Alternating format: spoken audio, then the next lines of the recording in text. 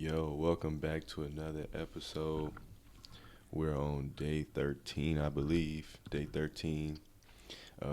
If you guys are new here, hit that sub button, hit that notification bell. Um, yeah, man. Day 13, becoming a day trader. We get into the nitty gritty. We got 2 more episodes, this one and the next one. I know I said that in the last video. Twitch, down in the description. That's where I'll be doing all my live trading. If you want to come over there and like see me live in the charts, chop it up with me, whatever the case may be, go over to Twitch. Discord also down in the description.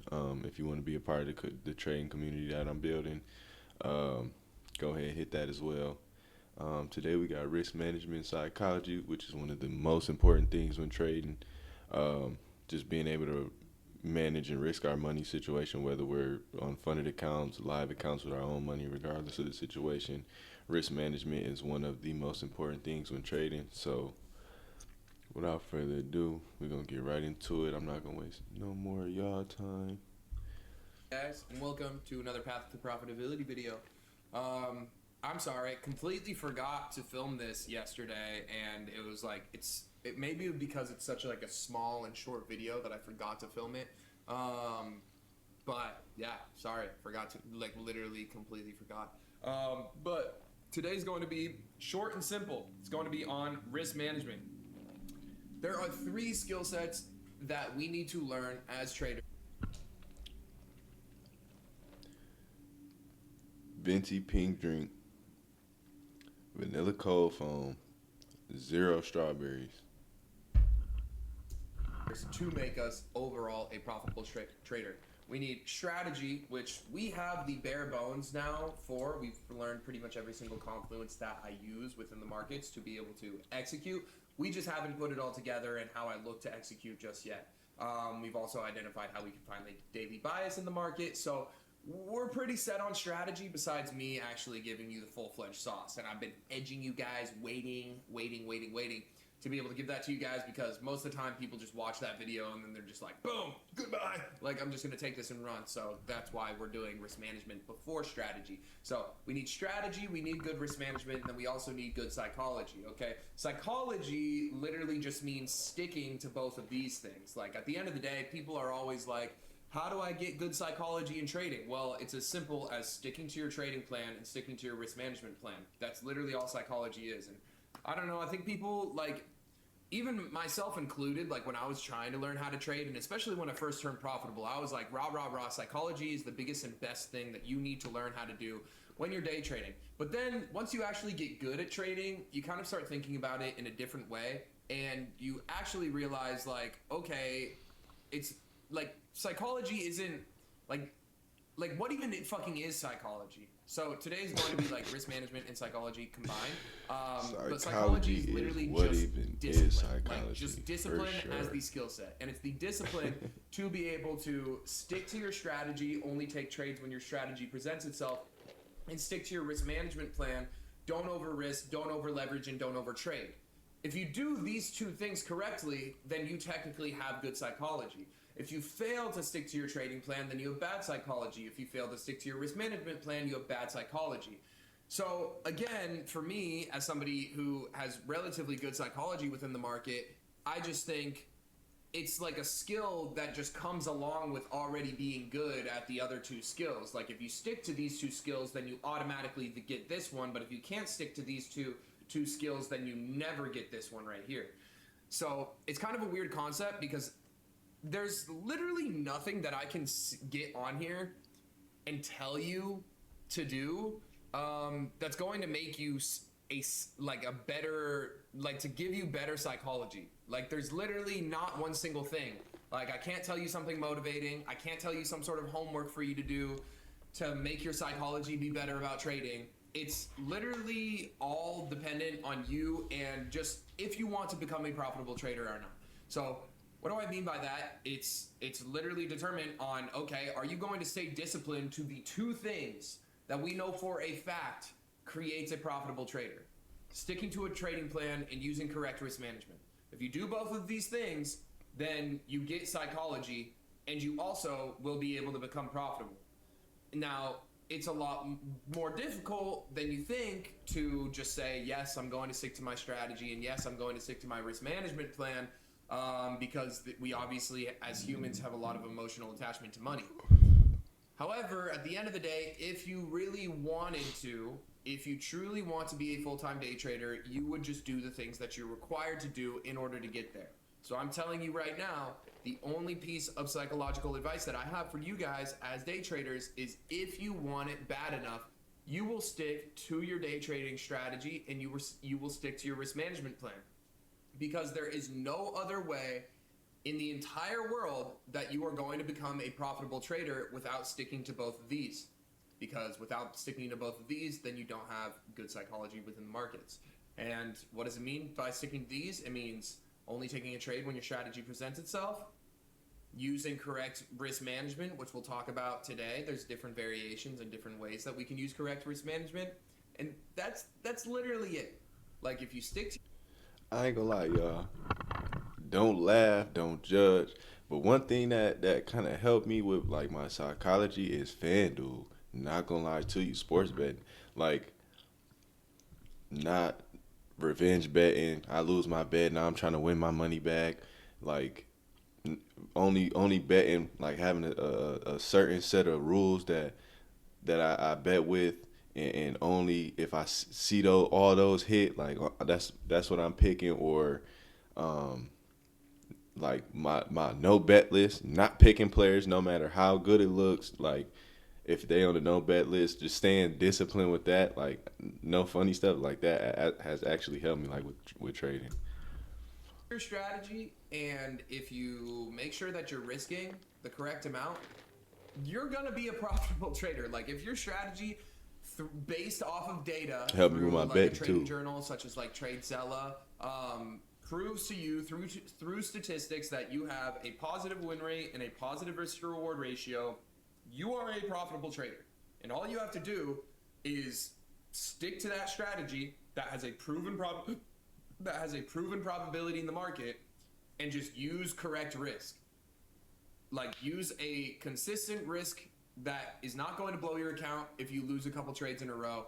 Use a consistent risk that isn't going to blow your account if you have a losing month or another losing month after that, right? We just want to be using a consistent amount of risk that is going to, again, with the stats provided from our strategy, going to make us a profitable day trader. So again, psychology, as like, I know you guys are probably watching this video and you're probably thinking, well, damn, like, I thought psychology was like a huge thing in trading. It is, it really is. It's massive in trading, and it's why the majority of people are unable to turn profitable.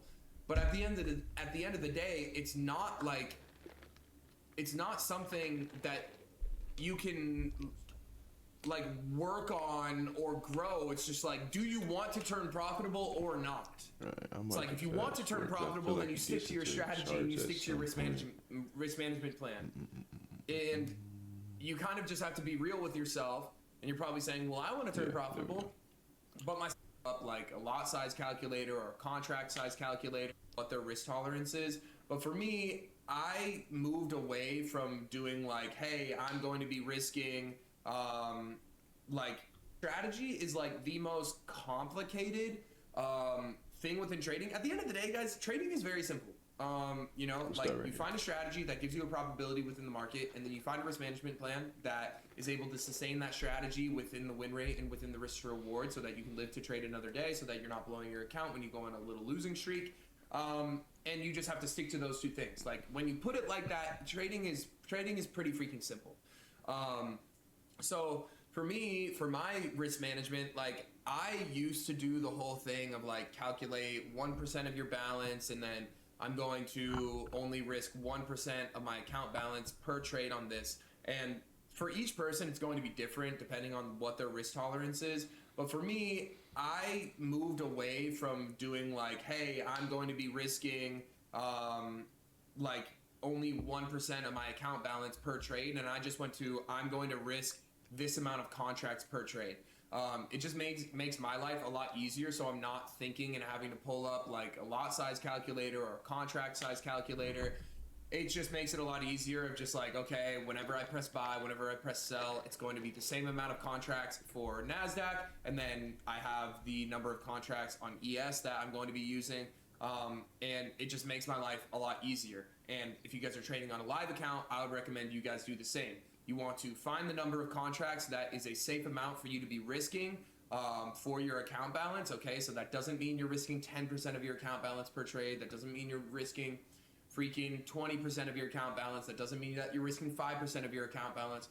Usually the sweet spot is anywhere between like 1 to 3% if you can find a contract size that, again, when we're looking at the charts, like you can literally just find, hey, what's my typical stop loss size? So on this trade that I took today that ended up being a big win, my stop loss size on ES was around 16 ticks. Right? So I can keep that in my mind. I'm like, awesome. On this trade, it was 16 ticks, and then I can look back to another short position that I maybe had on the S&P 500, and on this trade, it was 34 ticks, and then on another trade, it was like 28 ticks. So I can say, okay, on this trade, we had a relatively tight stop loss. So on this position, you know, we're going to be risking whatever, like three contracts, so this will be like the bare minimum that I'm going to lose because this is going to be the lowest amount. And then if I'm risking 3 contracts on this, you know, how much am I going to lose when it hits a 35 tick stop loss? And then as long as I'm comfortable with both of those numbers, obviously for the smaller stop loss,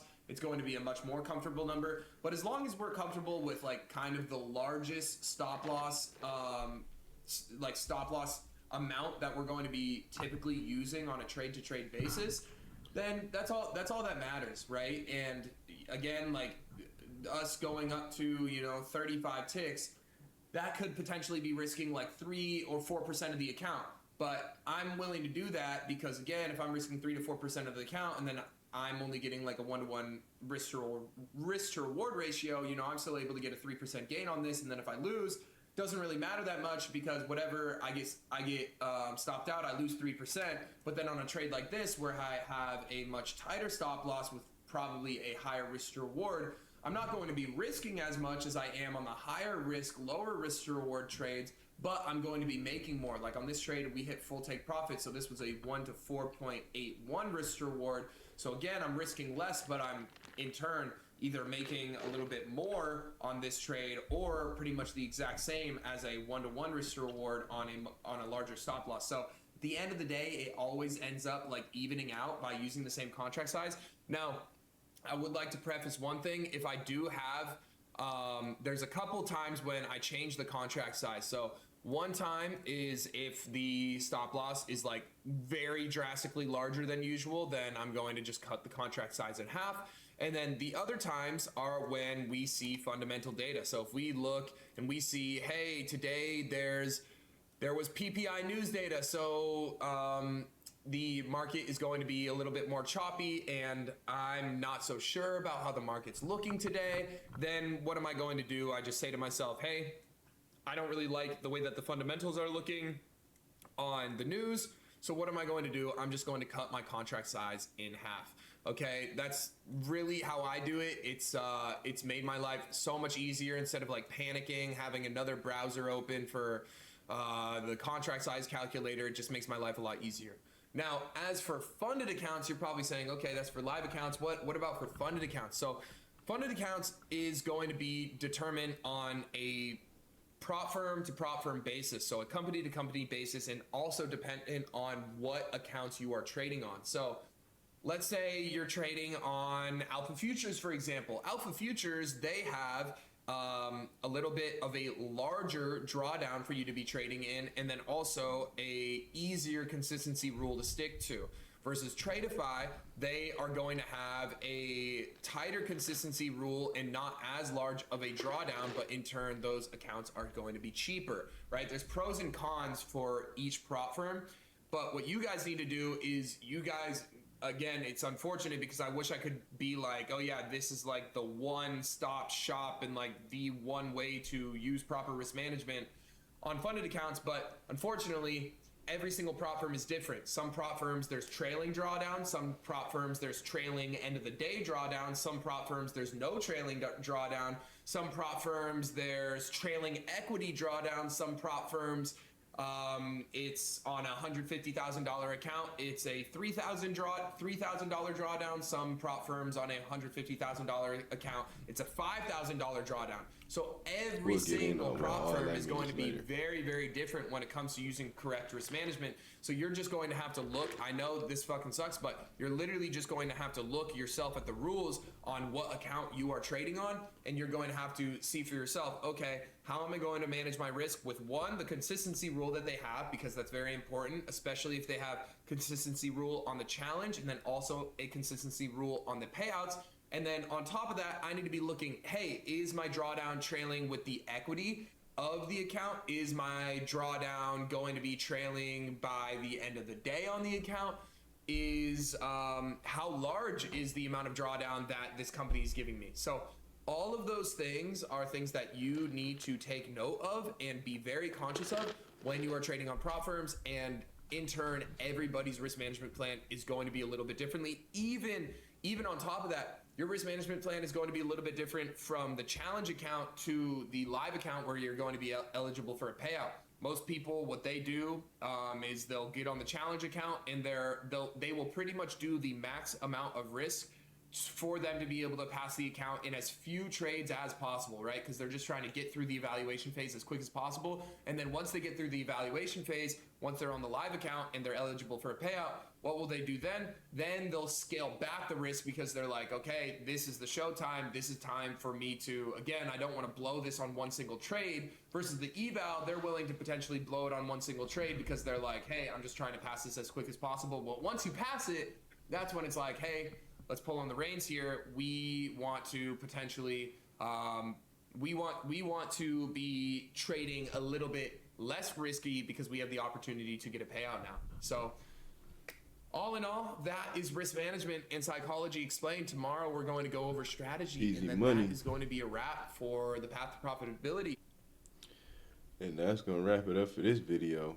Yeah, that's risk management in a nutshell. And we'll get more into that as like you guys see me trade, and as again like I'm live trading and paper trading and all that, you guys will see more of like the risk management side of stuff. I feel like this was kind of like quickly explained, but